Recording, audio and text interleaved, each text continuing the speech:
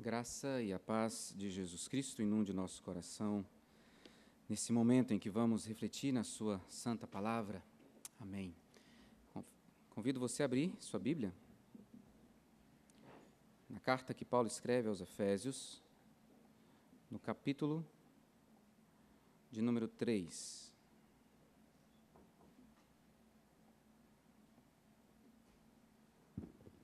Carta que Paulo escreve aos Efésios, capítulo 3.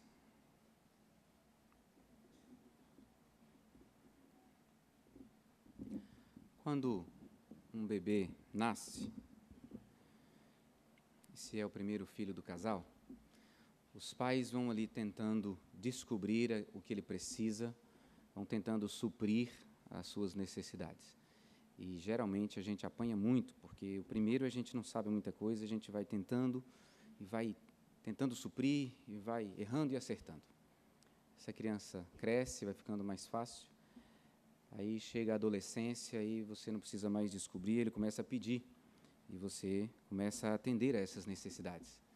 E aí vai a juventude, e aí a gente cresce, casa e acha que acabou, mas a gente sempre acaba voltando e pedindo àqueles que podem nos dar ou ajudar a suprir as necessidades. Todos nós enfrentamos isso.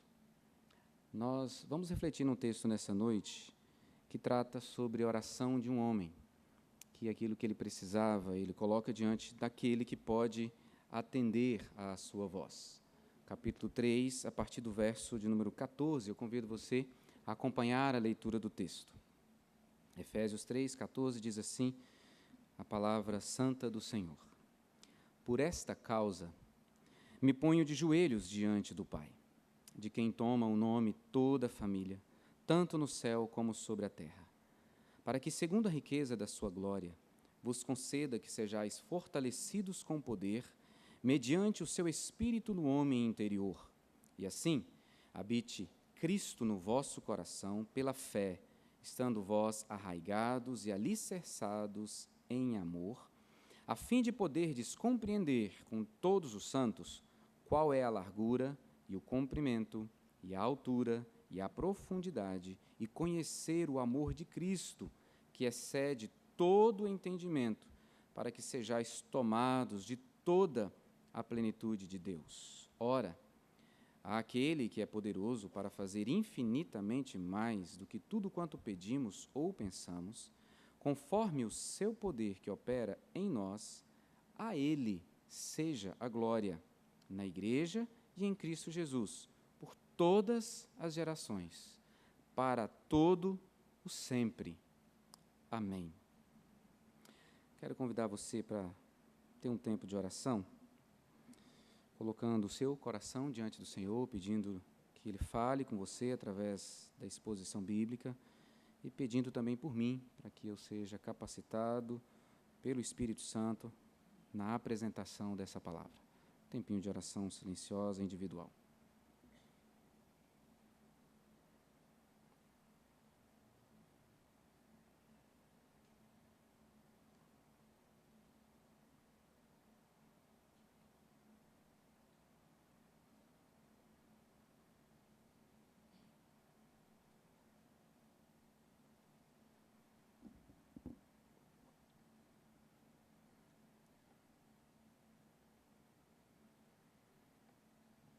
Pai, nos colocamos diante do Senhor, pedindo que Tu abras o nosso entendimento e fale ao nosso coração aquilo que nós precisamos ouvir do Senhor nessa noite.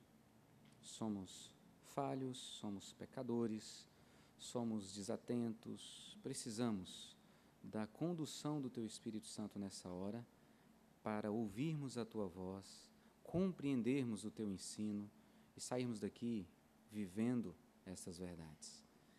Tem misericórdia da minha vida, obrigado pelo privilégio que tenho, mas reconheço a responsabilidade e a necessidade de ser dependente do Senhor. Por isso, Pai, te peço, usa-me como instrumento nas Tuas mãos nessa hora. Conduza-me os lábios, a mente, o coração, para que saia exatamente da minha boca aquilo que Tu queres para o nosso coração. E assim, o Senhor receba honra, glória, louvor. nós sejamos edificados e transformados. Haja adoração e salvação nessa noite. Nós te pedimos em nome de Jesus Cristo. Amém. Orar é falar com o Deus Criador. Orar é expressar aquilo que está no mais profundo do coração, e eu estou falando de oração sincera, oração verdadeira, quando nós colocamos o que nos preocupa diante daquele que pode trazer as respostas às nossas necessidades. As principais ansiedades, desejos, ambições, inseguranças, medos, problemas, tudo se revelam quando nós oramos.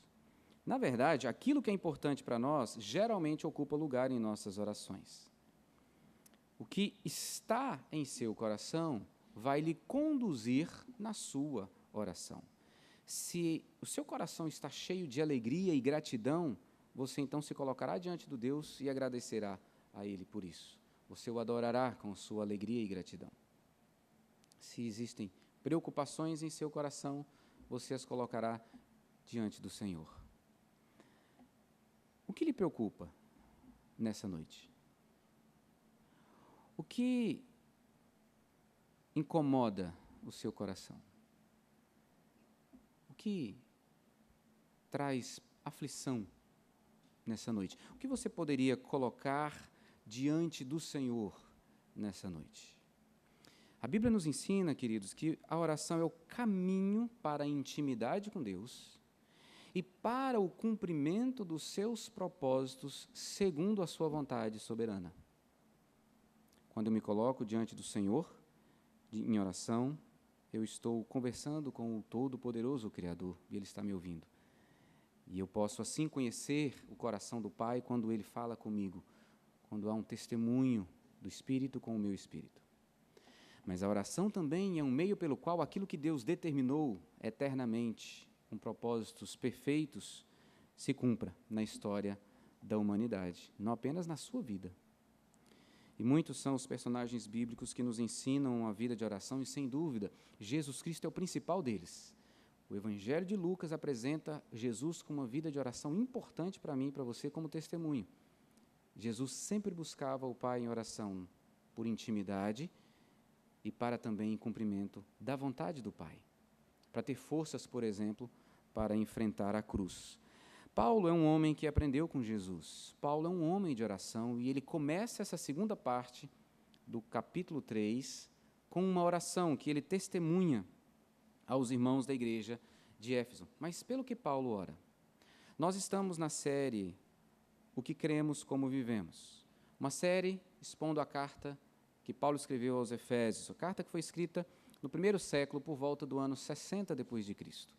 Uma igreja nascente, e ele quer desenvolver nessa igreja, e eu creio que isso também é para mim e para você, ele quer desenvolver aquilo que forma a nossa crença para nos levar a viver. Ele quer que nós creiamos no que Deus tem para nós, para que isso nos conduza em nosso dia a dia, em nossos relacionamentos, em nossa forma de viver o Evangelho, para vivermos a humanidade de Deus, a humanidade que Deus preparou para cada um de nós, testemunhada nessa terra por Cristo Jesus. Nós precisamos, queridos, conhecer quem é Deus e qual o seu propósito para a nossa vida. E é isso que Paulo está apresentando-nos nessa carta. Estamos investigando o que está na mente de Paulo ao escrever à igreja de Éfeso, para que isso também alcance o nosso coração, formando a nossa mente com conteúdo, com conhecimento, com um conjunto de valores acerca do reino de Deus, para vivermos como Deus preparou para ser para mim e para você. Não como o mundo quer ditar ou como nós achamos, mas como Deus assim traz para mim e para você. Se você está ouvindo a primeira mensagem, eu lhe incentivo a entrar no nosso canal, lá no YouTube, IPBSB Áudio e Vídeo. Você pode ter acesso ou baixar o nosso aplicativo, tanto para o Android quanto para o iOS, e você ter acesso a todas as mensagens anteriores. Antes de nós entrarmos aqui nesses versos de 14 a 21, eu quero fazer uma breve recapitulação dos versos que nós vimos, capítulo 3, de 1 a 13. O que nós vimos? Paulo apresentou o seu entendimento sobre os privilégios da graça. A graça da salvação e a graça da comissão. A graça da salvação diz respeito ao entendimento que Paulo tem, do plano de Deus de resgatar um povo para si. Então, Paulo coloca como que ele mesmo foi alcançado por esse evangelho, tanto judeus como gentios são alcançados, são transformados, são unidos em um só povo, e agora ele está sofrendo, está preso por causa desse evangelho. Ao pregar, ele foi denunciado pelos judeus e assim está preso. Mas ele quer deixar claro, nós fomos salvos, existe um plano de Deus para redimir, resgatar um povo que está escravizado pelo pecado, dando a esse povo vida em Cristo Jesus. Esse é o primeiro privilégio da salvação. O segundo privilégio é o da comissão. Ele se entende comissionado, enviado por Deus para testemunhar dessa salvação, desse plano maravilhoso. Ele que foi alvo dessa salvação, agora é enviado para testemunhar dessa salvação. E não apenas ele, mas toda a igreja, como isso está no verso de número 10 do capítulo 3, para que pela igreja a multiforme sabedoria de Deus se torne conhecida agora dos principados e potestades nos lugares celestiais, segundo o eterno propósito que estabeleceu em Cristo Jesus, nosso Senhor. Então, nós vimos Paulo reconhecendo que é comissionado, que é enviado e que ele não consegue fazer por ele mesmo, mas ele depende totalmente da graça divina. Paulo nos ensina, nesse texto, porque o coração dele é uma expressão de gratidão, que a verdadeira gratidão nos conduz a uma sincera adoração. A gratidão pela salvação leva a um testemunho confiante e dependente da graça de Deus e a anunciar essas verdades às pessoas. 14 a 21, a segunda metade do capítulo 3, Paulo agora para de fazer uma exposição e faz uma intercessão. E quer que os seus ouvintes saibam pelo que ele tem orado por eles. E eu quero que você, por favor, fique com a sua Bíblia aberta para você acompanhar. O que é que Paulo crê e quer também que os seus leitores creiam para que isso defina o jeito de viver a nova vida de Deus? Paulo apresenta 4 intercessões, ou 4 motivos na sua intercessão. Antes de chegarmos lá, algumas informações são importantes. Primeiro, lembre-se, conhecimento de Deus anda junto com amar a Deus, confiar em Deus e submeter-se, obedecer a Deus. Conhecer a Deus vai nos levar a amá-lo, porque o amor dele é tão maravilhoso que nos constrange e nós queremos amá-lo. Ao amá-lo, nós queremos fazer a sua vontade, então nós o obedecemos, somos-lhe submissos. Ao amá-lo, nós queremos viver para ele, queremos testemunhar dele, por isso confiamos naquilo que ele está fazendo na nossa vida. Paulo vai começar o verso 14 dizendo, por esta causa. Que causa é esta que o leva a colocar-se de joelhos? Paulo está tratando daquilo que ele já falou, o plano de Deus para a salvação da humanidade e essa humanidade transformada em Cristo Jesus.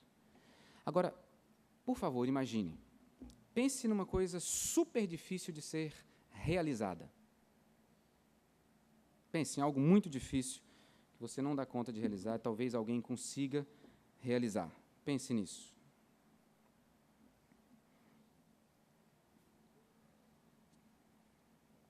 Agora, pense em algo que você considera impossível. Você gostaria muito que acontecesse, mas quando você olha para a realidade à sua volta, você entende que isso é impossível.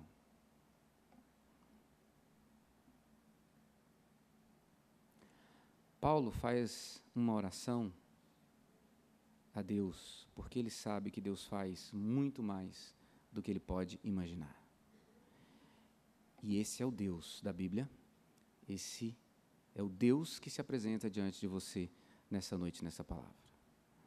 Paulo vai orar por esta igreja. como é que ele se coloca em oração. O verso 14 diz para mim e para você que Paulo se ajoelha. Paulo se coloca de joelhos, diante do Pai, diz o verso 14. Paulo está se dobrando diante do Senhor. Paulo reconhece que aquele que é o Pai de todos, aquele que é o Todo-Poderoso, o Criador de todos, é o único que pode ouvi-lo e atendê-lo, segundo a sua graça. No Novo Testamento, a postura de oração geralmente era de pé. Você pode ler Lucas 18, quando Jesus está falando do fariseu e do publicano. Você pode se lembrar do próprio Senhor Jesus ensinando no Sermão do Monte. O judeu orava de pé. Raramente um judeu se ajoelhava. Mas você vai se lembrar de Esdras, de joelhos, pedindo a Deus perdão pelo pecado do povo. Esdras, capítulo 9. Você pode se lembrar de Jesus Cristo no Getsêmani, ajoelhado, e pedindo ao Pai que, se possível, o livrasse da morte da cruz. E Paulo está aqui, de joelhos. Por que Paulo se coloca de joelhos? Ajoelhar-se indicava uma excepcional submissão. Um entendimento de que eu não tenho nada em mim mesmo, eu preciso e dependo totalmente daquele que está me ouvindo. É uma atitude de humildade, é uma atitude de sinceridade, de quebrantamento, de submissão, de adoração. E Paulo faz isso porque existe uma causa muito importante pela qual interceder: o plano de Deus de redimir um povo para si. Queridos, Deus não está preocupado com a posição física pela qual você ora, ou com a qual você ora. Deus está preocupado com a posição do seu coração. O nosso coração precisa estar ajoelhado diante do Senhor, submisso, quebrantado, confiante, dependente, em contínua adoração. A Bíblia não legisla, não traz nenhuma regra de como nós devemos orar, posição, mas a Bíblia nos ensina que a oração deve ser feita com o coração de joelhos. E essa talvez seja a primeira aplicação para nós aqui. Nós precisamos ter um coração quebrantado diante do Senhor. Um coração que reconhece a bondade desse Pai. Paulo diz no verso 15, de quem toma o nome toda a família, tanto no céu como sobre a terra. Paulo ora a Deus, mas Paulo é um homem que sabe quem é esse Deus. Deus é o Pai de toda a família. Veja o verso 6 do capítulo 4. Ele diz que há um só Deus e Pai de todos, o qual é sobre todos, age por meio de todos e está em todos. Então é esse Deus que ele está orando, é esse Pai que é Pai de todas as famílias, tanto as no céu como as sobre a terra, que pode ouvi-lo. E Paulo, eu já falei isso aqui, vou repetir porque você vai perceber isso aqui na carta que ele escreve. Paulo é constrangido pela grandeza e a maravilha da Trindade, uma doutrina que para mim e para você é difícil a gente concatenar, mas Pai, Filho e Espírito Santo são um. E mais uma vez, Paulo destaca a presença dos três aqui. Veja comigo. No verso 14, ele fala do Pai.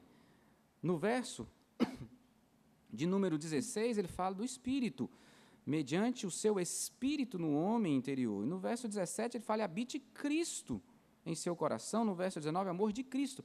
Ele sempre coloca a Trindade como envolvida nesse plano de resgatar e transformar um povo para si. Então, ele abre a sua alma diante do Deus Trino. E a oração tem que ser assim. Um derramar das minhas ansiedades, das minhas alegrias, das minhas preocupações, em gratidão, em adoração, mas talvez, muitas vezes, em preocupações, buscando confiar naquele que tudo pode, diante daquele que realmente tudo pode. Que família é essa, tanto no céu como sobre a terra? A maioria dos comentaristas vão entender que ele está falando da igreja militante, da igreja triunfante. A igreja militante é a igreja aqui. Nós que aqui estamos, que somos crentes, estamos servindo ao Senhor, adorando ao Senhor, testemunhando do Evangelho do Senhor aqui. A igreja é a igreja, então, sobre a terra. Mas a do céu é a triunfante, de todos aqueles que morreram em Cristo Jesus. que foram salvos, redimidos, mas que já estão na glória, adorando o único e verdadeiro Deus. Deus, o Pai de toda a família, Ele domina sobre tudo, está no controle de todas as coisas. É a esse Pai, a esse Deus trino que Paulo ora. Quais são as orações de Paulo? São 4 as petições que ele nos apresenta e eu quero ver rapidamente com você. 4 palavras se destacam: força, amor, compreensão e plenitude.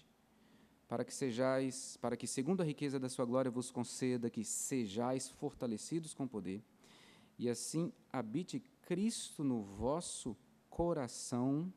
Aí a gente dá um pulo, estando vós arraigados e alicerçados em amor, para poderes compreender esse amor de Cristo e tomados de toda a plenitude de Deus, no verso 19, e nós vamos caminhar por isso aqui rapidamente, queridos. Paulo, em sua primeira petição, diz: Pai, meu desejo, minha oração, o que eu te peço, é que o Senhor conceda, ele sabe que é graça de Deus, é Ele que pode fazer e só Ele pode fazer isso graciosamente, vos conceda que sejais fortalecidos com poder.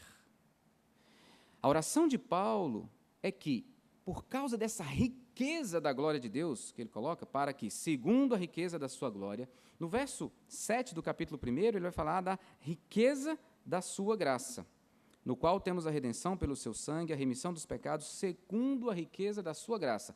Agora ele fala do segundo a riqueza da sua glória. O que ele está dizendo é: Deus, o Senhor tem todas as riquezas, o Senhor tem tudo aquilo que a gente precisa, e eu peço que, por causa do Senhor ter tudo o que a gente precisa, o Senhor conceda a esses queridos irmãos de Éfeso que eles sejam fortalecidos.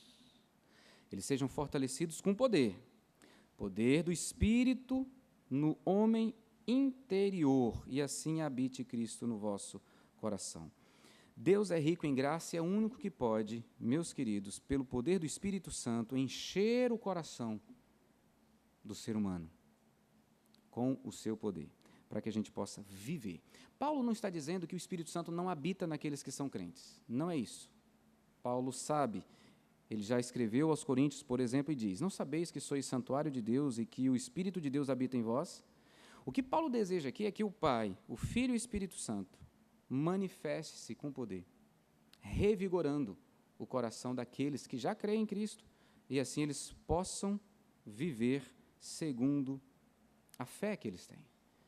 O que ele está pedindo é que Cristo habite no coração, tomando todo o ser daqueles que confessam Jesus como Senhor e Salvador. Veja, essa expressão habite Cristo não é um habitar de quando você sai daqui, você viaja e você fica no hotel hospedado e passa ali uma semana e depois foi embora. Ali você habitou ou passou um tempo.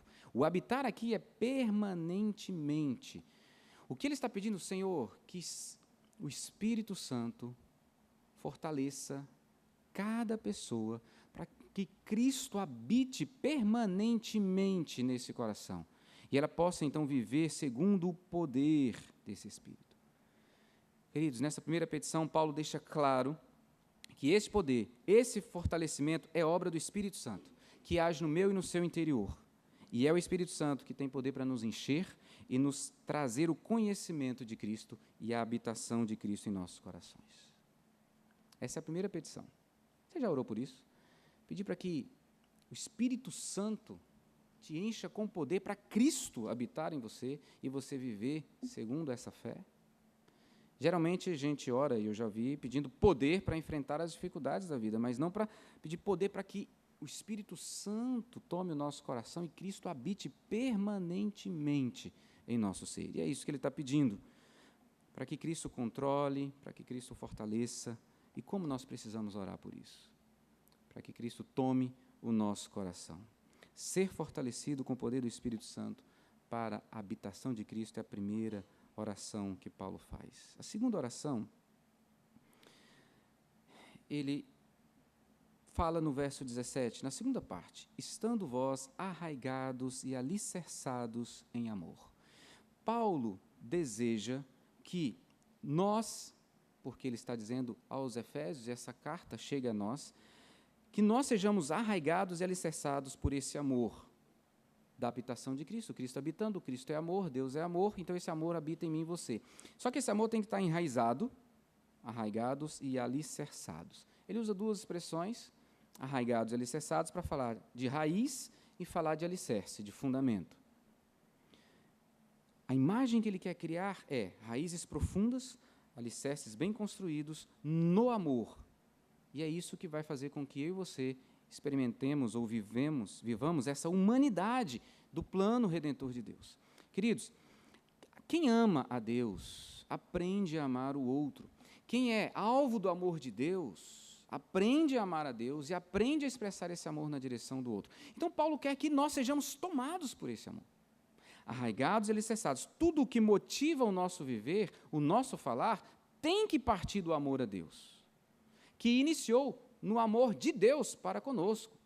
Como escreveu João, nós podemos amar a Deus porque Ele nos amou primeiro. Então, é o amor dele em nós que nos capacita para amá-lo e para amar o outro. E Paulo entende que isso é essencial, isso é fundamental. Aliás, ele escreve aos 1 Coríntios, no capítulo 13, falando que o amor é o dom supremo. Como nós precisamos de amar, meus irmãos? De aprender a amar. Em tempos tão difíceis como nós estamos enfrentando, nós precisamos pedir de joelhos: Senhor, me ensina a amar. Como nós temos dificuldades para amar as pessoas? E Paulo entende que o amor deve ser a raiz e fundamento da nossa existência. Então, o amor tem que ser radical e tem que ser fundamental. E o que seria amor radical?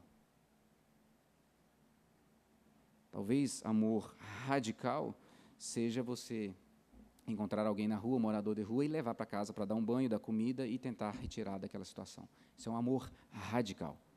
A raiz profunda no amor de Deus. E é apenas um exemplo. Mas talvez radical seja você se entregar e perdoar uma pessoa que existem anos que você não consegue perdoar.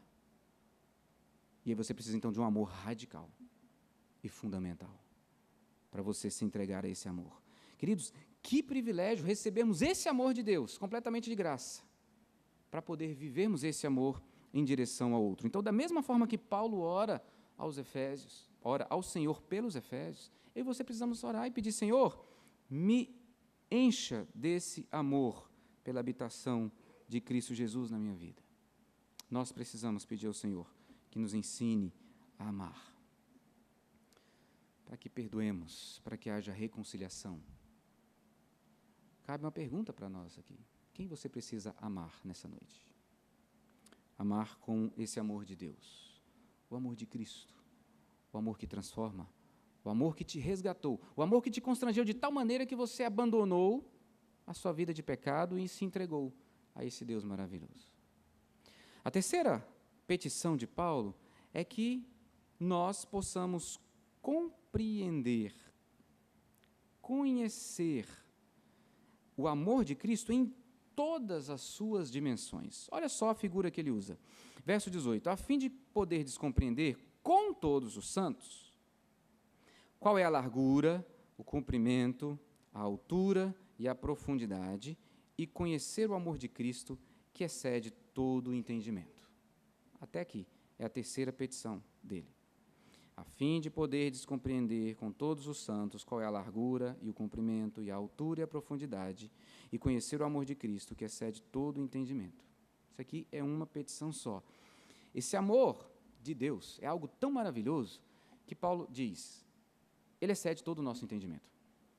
No entanto, Pai, eu quero que o Senhor revele aos irmãos de Éfeso qual a largura, qual o comprimento, qual a altura, qual a profundidade desse amor. Ele quer que nós, os Efésios, e nós também, queridos, tenhamos um conhecimento mais profundo, mais amplo, mais abrangente desse amor de Cristo. E a figura da cruz, ela é muito interessante para a gente pensar nisso. Porque quando você olha para a cruz, e tem uma aqui, ela não está no chão, mas você pode imaginar. Essa estaca central, se você pensar que ela deveria estar fincada no chão, então ela traz a profundidade e aponta para a altura. E a horizontal, apresenta para nós, nos faz pensar em cumprimento, nos faz pensar na sua largura. John Stott diz algo muito interessante. O amor de Cristo é suficientemente largo para abranger a totalidade da humanidade, suficientemente comprido para durar por toda a eternidade, suficientemente profundo para alcançar o pecador mais degradado, suficientemente alto para levar-nos ao céu. A cruz apresenta esse amor abrangente do Senhor, por mim e por você. E a oração de Paulo é para que Deus nos dê condições de ir gradativamente compreendendo cada vez mais o amor de Cristo por nós, para que nós vivamos e experimentemos esse amor. Veja que interessante como ele coloca no meio disso que ele está pedindo, que seja compreendido esse amor com todos os santos. Não é isoladamente que você vai compreender esse amor. É exatamente na convivência, na comunhão entre os irmãos, que nós temos condições de compreender esse amor de Cristo por nós, um amor que é inclusivo, que é inesgotável, que é autossacrificial. Queridos, Paulo ora com a consciência de que isso é impossível a nós. Ele diz que é um amor que excede todo o entendimento. Porque quem ama desse jeito é o Deus que é eterno e que a nossa mente limitada não chega lá. Ele quer que Deus é o único que pode revelar esse amor, porque é Ele que detém todo o conhecimento desse amor. Esse amor é tão insondável quanto as riquezas que nós vimos aqui na semana passada.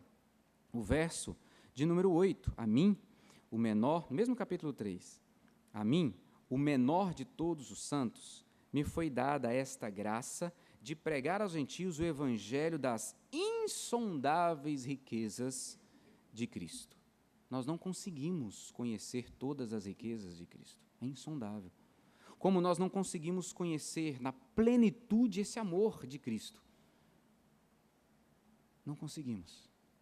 No entanto, ele ora e pede para Deus dar esse conhecimento para seus irmãos de Éfeso. E é uma oração que eu e você precisamos fazer. Senhor, me ensina a conhecer esse amor do Senhor, porque quanto mais nós conhecemos esse amor de Cristo, mais nós seremos transformados à imagem dele. Um detalhe interessante aqui é que, quando você lê João 17:3, é a oração de Jesus, Jesus faz a seguinte afirmação: e a vida eterna é esta, que te conheçam a ti, o único Deus verdadeiro, e a Jesus Cristo, a quem enviaste. O que Jesus está dizendo é, eu e você, que cremos em Jesus como nosso Senhor e Salvador, passaremos a eternidade para conhecer o Deus verdadeiro e a Jesus Cristo, a quem Ele enviou. A vida eterna é esta, que te conheçam a ti. A vida eterna toda para conhecer o único e verdadeiro Deus e a Jesus Cristo, a quem enviaste. É a mesma coisa em relação a esse amor maravilhoso. Não vamos compreendê-lo na sua totalidade aqui, ele é insondável. Mas quando eu oro, pedindo para que Deus me dê compreensão desse amor de Cristo, então esse amor vai tomando o meu coração e vai me constrangendo a viver em amor. Quanto mais eu conhecer esse amor, mais constrangido sou, mais amarei ao Senhor, mais viverei para o Senhor, mais testemunharei desse amor, mais amarei os outros, mais amarei aqueles que são a sua imagem e semelhança, não só os bonzinhos. Mas esse amor precisa tomar o meu coração. E é por isso que Paulo pede aos seus irmãos de Éfeso. E a última petição, para que sejais tomados de toda a plenitude de Deus. Todo o foco de Paulo aqui é para a vida espiritual dos seus ouvintes. As suas petições não estão voltadas para nenhuma bênção material. Suas petições estão voltadas para a transformação daqueles que pertencem a Jesus Cristo, que são alvos do plano de redenção que nós já vimos. Então, a última petição de Paulo é a mais ousada. Se você prestar atenção, a gente foi quase que num crescente. Sejam fortalecidos com a habitação de Cristo, compreendam mais esse amor. E agora sejam tomados pela plenitude de Deus. Ele pede a Deus que conceda aos seus leitores serem tomados da plenitude de quem Deus é. Como entender isso? Paulo crê que nós seremos como Cristo. Deus está trabalhando na minha e na sua vida para que nós sejamos transformados à imagem e semelhança do seu Filho. A promessa é essa. Porquanto, aos que de antemão conheceu, também os predestinou para serem conformes à imagem de seu Filho, a fim de que ele seja o primogênito entre muitos irmãos. E não apenas Paulo. João também entendia assim. João, na sua primeira carta, vai escrever, capítulo 3, verso 2, Amados, agora somos filhos de Deus, e ainda não se manifestou o que haveremos de ser. Sabemos que quando ele se manifestar, seremos semelhantes a ele, porque haveremos de vê-lo como ele é. Cristo é a plenitude de Deus e Cristo é o alvo para mim e para você. Ser como Cristo. E Paulo está pedindo, Deus, Pai de toda a família, Criador, Todo-Poderoso, tome cada um desses queridos irmãos com a tua plenitude. Ou seja, transforme cada um desses à semelhança do teu Filho Jesus. Meus irmãos, isso é revolucionário no sentido de que, cheios da plenitude de Deus, Jesus, nós viveremos como Ele viveu. Pense o que é viver como Jesus viveu. Traga à memória aquilo que você já leu nos evangelhos, como que Jesus viveu. Essa plenitude de Deus, a perfeição da imagem, a semelhança de Cristo é o nível mais alto para a gente alcançar, e Paulo pede para que isso seja dado pelo Senhor a cada um dos seus ouvintes, a cada um de nós. Essa deve ser a nossa aspiração, porque vamos amar como Cristo amou. Vamos ter condições de perdoar como Cristo perdoou. Vamos ter condições de julgar as situações como Cristo julgou. Lembra da situação quando aqueles homens trazem a mulher pega em adultério e trazem só a mulher, não levaram o homem, só a mulher, e joga ela no chão. E Jesus olha para aquela situação e pergunta para eles, vem cá, quem não tem pecado aqui? Pode atirar a primeira pedra. E eles vão saindo um por um, Jesus está ali escrevendo alguma coisa no chão que ninguém sabe, e Jesus levanta os olhos, procura, não tem ninguém, pergunta para a mulher, cadê os teus acusadores? Ela fala assim, foram embora. Então ninguém te condenou? Não, então eu também não te condeno. Como? Pensa em você lidando em situações semelhantes. Você perdoar alguém que pecou contra você, gratuitamente. Então Paulo quer que esses queridos irmãos tenham essa capacitação para enfrentar o mundo como Jesus Cristo enfrentou. Como eu preciso disso? Eu não sei você, mas esse mundo em que vivemos é um mundo que quer continuamente me tragar, me seduzir, me afastar do Senhor, me engolir com as suas artimanhas, e eu preciso de mais. Desde o Antigo Testamento, há um desejo e um agir de Deus para que isso aconteça. O desejo é que nós sejamos santos como Ele é santo, e um agir dEle para que isso aconteça. É Ele quem nos santifica. E por isso Ele envia Jesus Cristo para habitar em nós e nos tomar em plenitude para sermos como Ele. Portanto, santificai-vos e sede santos, pois eu, o Senhor vosso Deus, sou santo. Guardai os meus estatutos e cumpri-os. Eu sou o Senhor que vos santifico. Ele tem o desejo e Ele faz aquilo acontecer. Então Cristo vem para nos santificar. Deus quer que seu povo seja santo como Ele é santo, e Ele está agindo para isso. Estar numa noite como essa, reunido, ouvindo a palavra e podendo ser confrontado com as verdades dessa palavra, é o agir de Deus para nos santificar, nos levando a reconhecer quão pecadores somos e quão necessitados estamos de uma oração como essa, de sermos alvos dessa oração. Deus está trabalhando, meus queridos, na direção dessa plenitude. Ela acontecerá plenamente na glória, mas Deus está trabalhando na minha vida para que eu seja mais santo hoje do que eu era ontem. Tem que ser assim. E tem que ser na sua vida também. E ele está fazendo isso. E a oração de Paulo é essa. Ser cheio da plenitude de Deus, então, é poder viver como Jesus Cristo viveu, buscando continuamente a vontade do Pai. A gente poder falar assim, olha, a minha comida é fazer a vontade do meu Pai. Eu só falo aquilo que meu Pai me fala para falar. Eu amo, eu perdoo, eu ando a segunda milha, eu dou a outra face, eu me submeto, eu me humilho, eu abro mão da minha própria vontade para cumprir a vontade do Pai. Ser cheio da plenitude de Deus é o que Paulo ora pelos seus irmãos. Queridos, aquele que é criado sempre vai expressar, de alguma forma, algo do seu Criador. Quando você pensa em iPhone, você pensa em Steve Jobs. Eu e você existimos para expressar algo daquele que nos criou. O pecado nos impediu disso. O pecado manchou e nos incapacitou para fazer isso. Então, não conseguimos fazer o bem. Sempre seguimos para fazer o mal. Sempre. Esse é o nosso caminho. Sem a presença de Deus na vida da gente, não vamos conseguir fazer o bem. Somente o mal. Não vamos escolher Deus. Somente o nosso próprio coração. Por isso Deus está agindo. Ao revelar a sua graça, seu amor, Paulo se dobra de joelhos e clama a Deus. Derrama dessa graça, derrama desse amor, derrama dessa plenitude sobre os meus irmãos.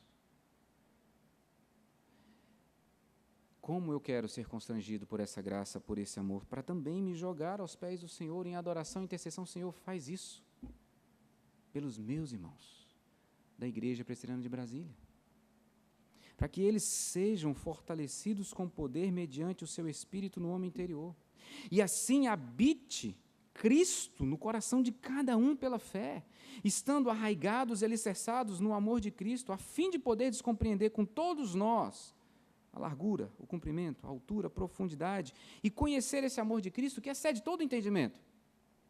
E assim, sejam tomados de toda a plenitude de Deus. Por mais difícil ou impossível que possa parecer, o testemunho bíblico ensina que o nosso Deus é capaz de fazer, tem poder para fazer infinitamente mais do que aquilo que você pensa.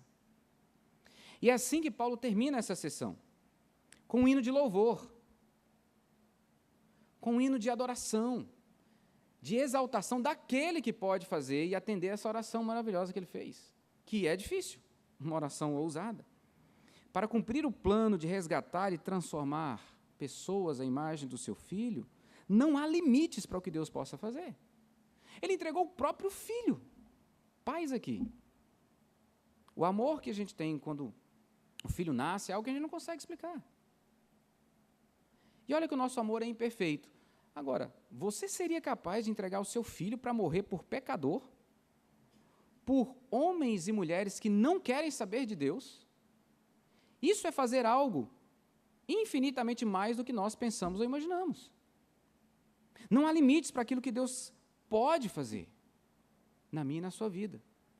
E às vezes nós limitamos, e a nossa cabecinha é tão reduzida, nós limitamos a pedir bênçãos aqui. Sendo que o que Deus tem preparado para nós é infinitamente mais do que nós pedimos ou pensamos nas regiões celestiais. Estar aqui é para cumprir o propósito dele.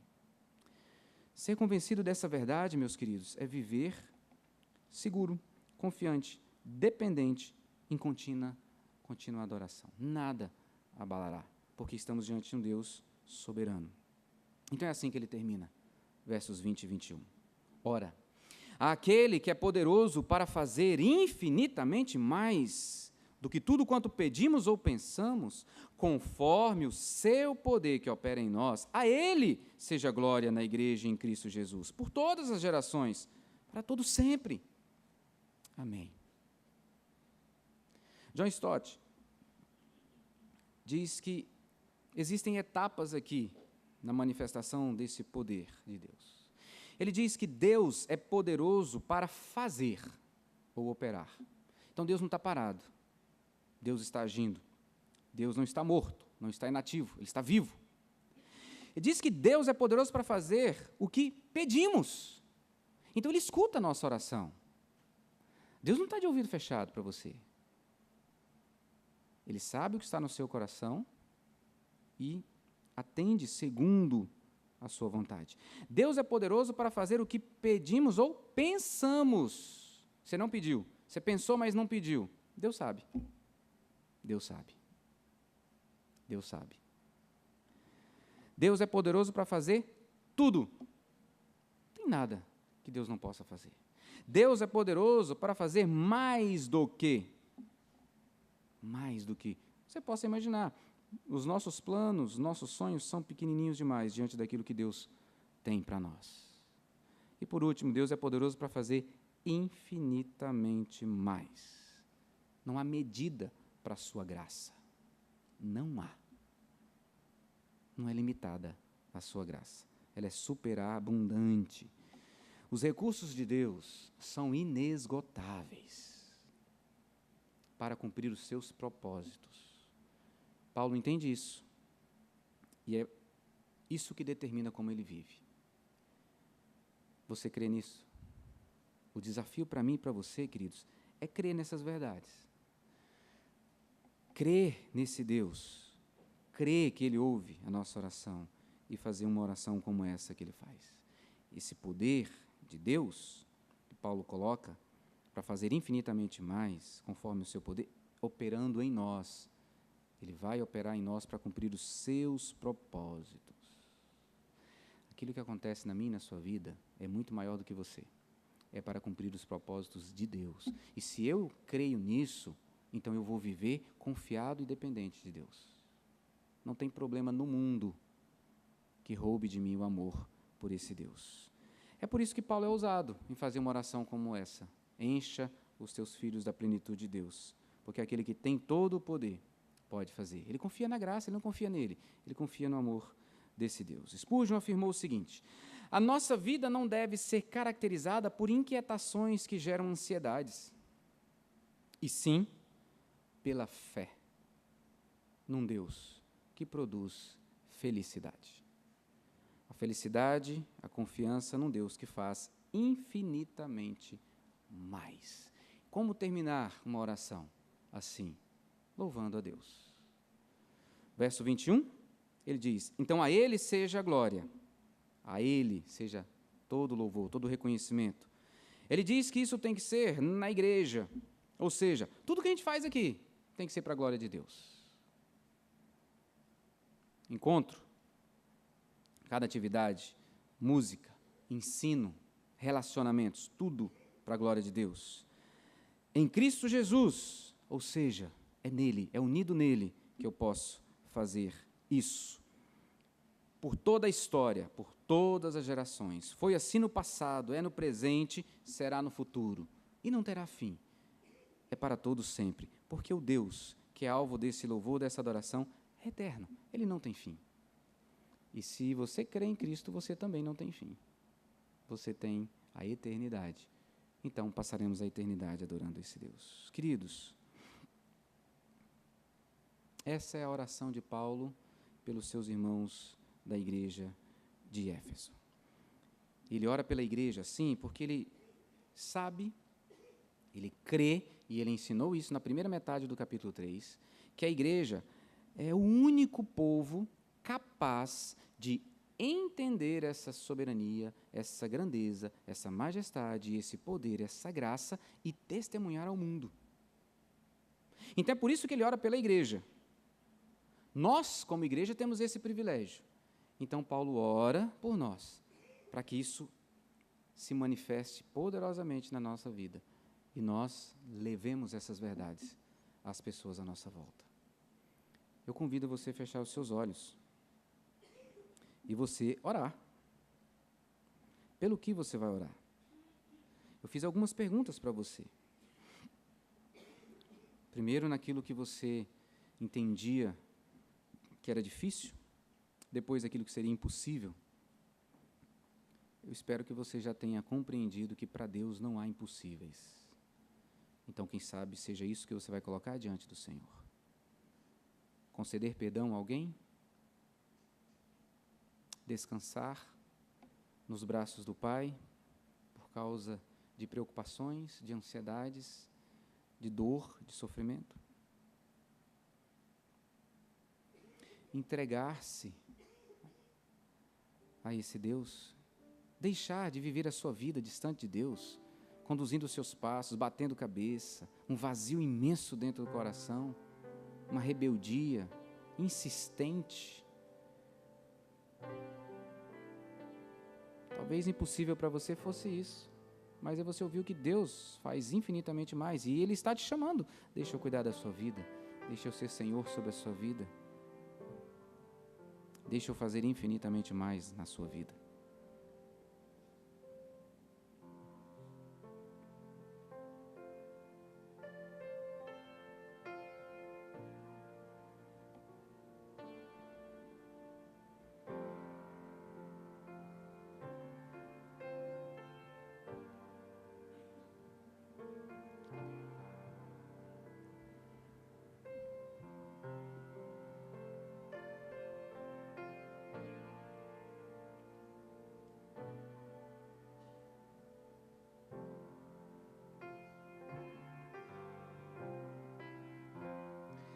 Sim, Pai, Tu és poderoso e nós nos dobramos nessa hora.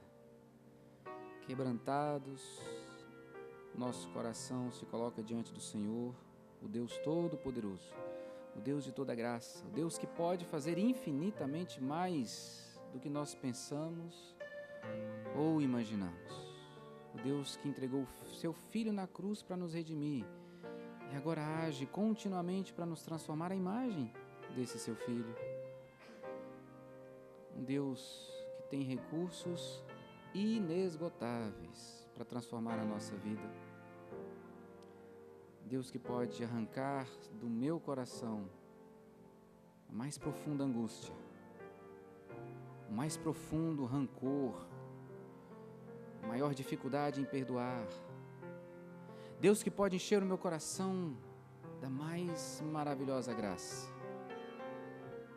Deus que pode conduzir a minha vida a uma entrega total e confiante. Deus que pode me capacitar para vencer o mais terrível pecado, que insiste em roubar de mim a alegria de viver contigo. Pai, obrigado. Obrigado pela oração de Paulo. E que seja essa a nossa oração. Que o coração quebrantado, confiante, dependente de Paulo tenha nos ensinado nessa noite. E nos conduza também a termos um coração confiante, dependente, quebrantado na presença do Senhor. Pai, Filho e Espírito Santo. Faz assim, Pai. Que a nossa semana seja vivida a partir do descanso nessas verdades. Não nos deixe confiar na nossa própria força. Ela não é nada. Quantos problemas queremos resolver confiados em nós mesmos? Ah, Pai, queremos descansar no Senhor. Conduza-nos. Nós te pedimos, porque é o Senhor que pode conceder isso. Como Paulo pediu que o Senhor concedesse, nós pedimos que da mesma forma o Senhor conceda a nós. Faz assim, nós te pedimos em nome de Jesus. Amém.